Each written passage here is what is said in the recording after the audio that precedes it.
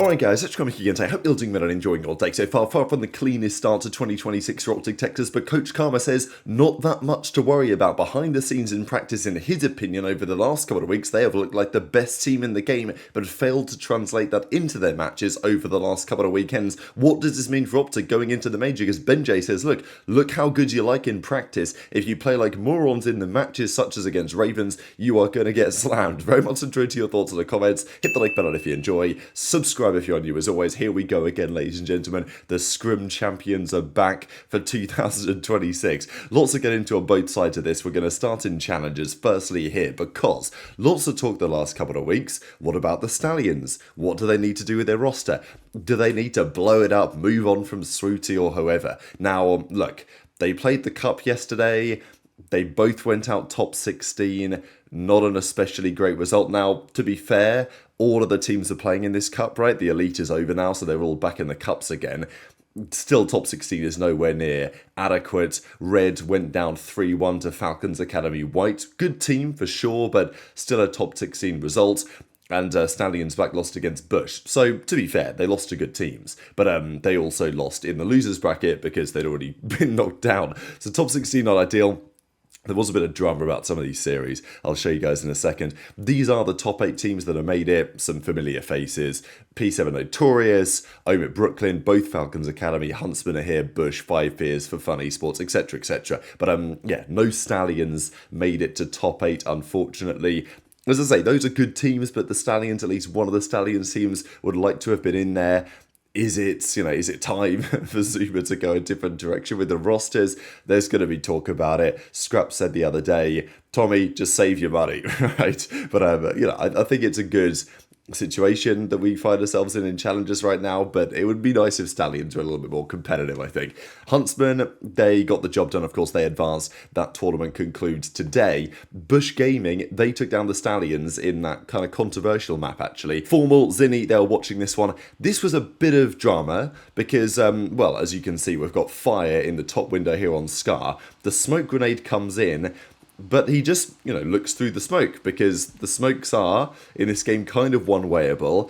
And to be fair, it was about 5-6 seconds later and the smoke had basically dissipated already, and he gets a couple of kills through it. So, I don't know, is this cheese or is this not cheese? Like, yeah, is he kind of abusing a one-way in this smoke?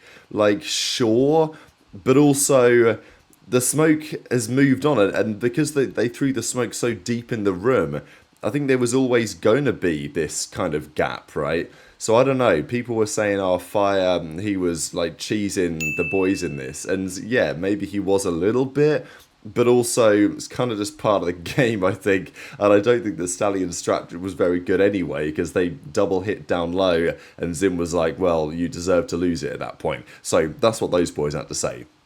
Now, not the only storyline in challenges. Pristini is back. Now, he was playing in the Cup, went down eventually, but he says he's exploring options to come back and play in Dallas, which is pretty exciting. He says his teammate Jumpy is gross, and I'm with him right now, but being transparent, I'm trying to win again, out of nowhere, so best opportunity comes first. So he's like, yeah, Jumpy, you're my guy, but if I get a better offer, I am going to dip out of it and play with somebody else. Roster lock is soon, so this is tough. So yeah, wishing Pristini the best. It's cool to see players like Pristini, world champion, let's not forget, from 2019, back in the mix. Hopefully he turns up playing in Dallas in challenges. But let's talk about the Pro League, bit of drama there. Kind of kicked off by the Falcons in some regard. They're 5-2. They're not guaranteed first seed. We'll discuss in a second the seeding implications of the games today. But Clay says, 5-2 result. What a great turnaround for the team. Undeniably true. They should be a force to be reckoned with, at least to an extent, going into the major. Thieves, they've secured their winners bracket spots. They needed all 5 against Boston. It wasn't exactly clear-cut. He wasn't very happy still about the way that the spawns worked on Game 1 Colossus. Probably fair enough. But he says, yeah, Colossus is one of the maps of all time. The spawn at the end is comedy. That might have to go. Scrap was also talking about best teams. Difficult to say. Very difficult to say. Who are the best teams right now? FaZe, Gentlemates, but every single team you look at and say, oh, maybe they're the favourites, you can find plenty of reasons why they shouldn't be. And even OpTic may be still trying to make a case, and we'll see what Karma says in a second. Thieves have been playing better. Like, if Kenny plays like that every series, they'll be a force, no doubt. Against OpTic, against the boys on Boston yesterday. Ravens are looking good. Are they top 4 team? Falcons, are they a top 4 team? Very difficult to argue right now. So in previous seasons, it's been pretty clear cut. I also think it should give the lower tier teams confidence. You know, a game like Modern Warfare 3, when we had very clearly a top 4 teams and everyone else had no chance of winning anything, it was a different story today. And hopefully the teams that would usually not be considered to have a chance, they can actually have a bit of confidence that, okay, maybe this is the year that we can actually do something in the major and not just play to maintain our salary, which is how it's been for lots of these teams.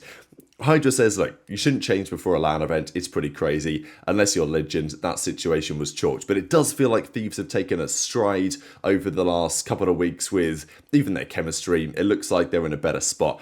The result of the major is still going to be critical, of course, to how these teams get on and whether, look, they've still got an option on Neum until the end of the month, or until at least the middle of February, they've got an option. So the major's still critical for them.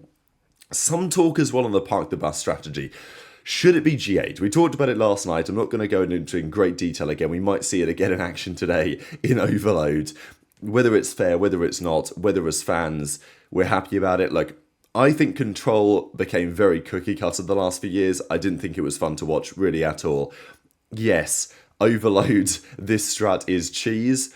It does add another element to the game that right now I actually quite enjoy watching, because Overload is currently just very different to Hardpoint and Search, which I think is personally good. Now, would I be in favour of making some changes to make the pass the bus strat less viable? Yeah, I think I would.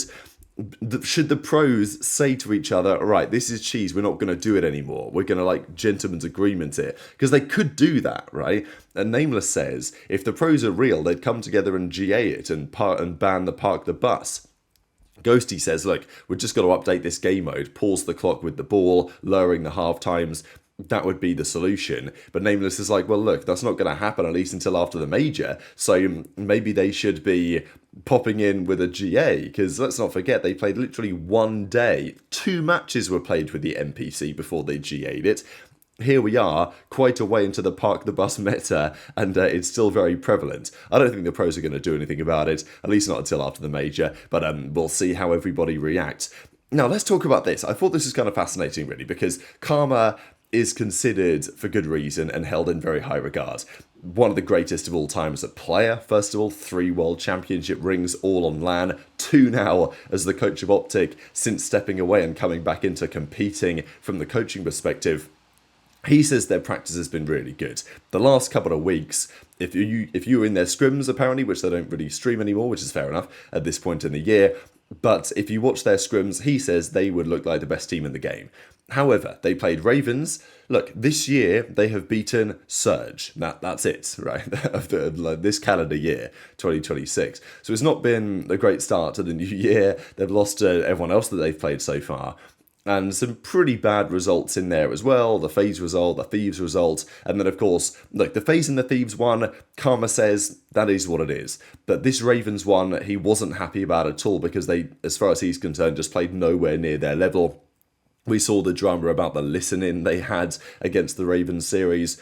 Their search and destroy was very poor, I think, in that game too as well. So Karma says, like, this is just a really bad one because we played nowhere near the level that we can.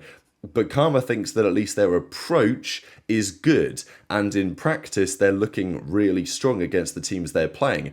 But again, right, here we go, is this Scrim Champions, FRYING in Scrims, because what does it really matter, right? People always talk about this, the teams always like to talk about this, oh, translating our practice into the matches just isn't going to plan, and that appears to be what's happening right now with OpTic. Now, Karma, of course, you might not expect Karma to say this, right? Like, is it expected, given Karma's stature and everything? You know, we're talking about scrims and all this. But Karma clearly thinks that his perspective is valid here, and that OpTic are in a good spot. They've just not shown it so far this year. But Benjay says, look, doesn't matter how you're playing in scrims if you turn up to matches and get fried anyway. It's like, everyone is pretty close right now. I think, I don't know how to describe it. It sounds so faded coming from the team who's like just got smoked the past couple weeks.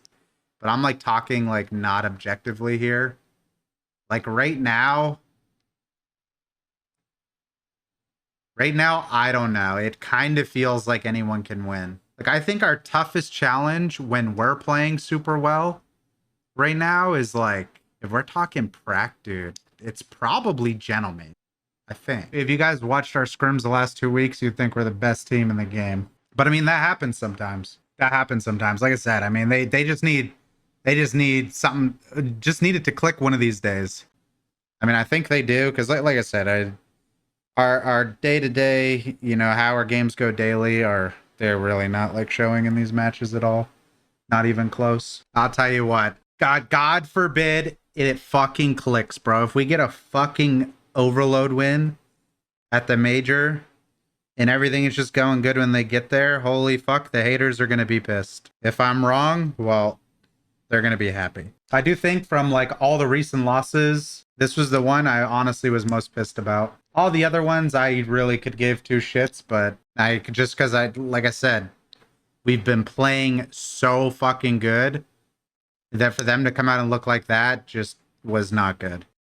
You guys got to understand the message, which is, I don't give a fuck about how nasty we are in practice. If we play like fucking pea-brain morons in matches, we're going to lose to people like Carolina. Okay? Doesn't matter how good we are behind the scenes. If we pull up the matches and suck, everybody's going to roast us. So these are the current CDL standings. Falcons are topping the way right now at 5-2. There are plenty of teams, however, at 4-2, many of which, of course, played today, so we will figure out where they go from here. OpTic are currently sitting in 6th at 4-3. Their map count is a 14-13, so things could change for the better or for the worse for them, depending how things go. As I said, as it stands, OpTic will play FaZe in the first round, but it's pretty unlikely to be how it concludes because lots is still set to change here given how competitive this all looks. But yeah, OpTic find themselves as the 6th seed as it stands. Boston, Cloud9, Surge are definitely in losers. The other team that could be is Heretics, depending on today's results. They're 14-12, so they need to get a couple of maps. Like, if they win 2 maps against Gentlemates, then at very worst they will be, 16-15, the same as G2, and that'll be better than Toronto. So the tiebreakers here, they used to do, sometimes anyway, if the match wins, match losses were the same, they would do head-to-head-to-head tiebreakers of all the teams that were tied at that number. So, you know, for example, if Miami lose and there are 4 teams at 3-4, they would then look to the head-to-head-to-head-to-head record between those 4 teams. But of course, nowadays, you don't always play the other teams. So they just do it based on map win, map loss percentage. That will be, as far as I'm aware anyway, the tiebreaker here. So G2 with a 51.6%, they are in 8th, ahead of Toronto, ahead of Boston, all tied at 3-4. So as long as Heretics, if they get 3-0'd, they'll be 14-15. If they win a map, they'll be 15-15, which I guess is the same as what Toronto are.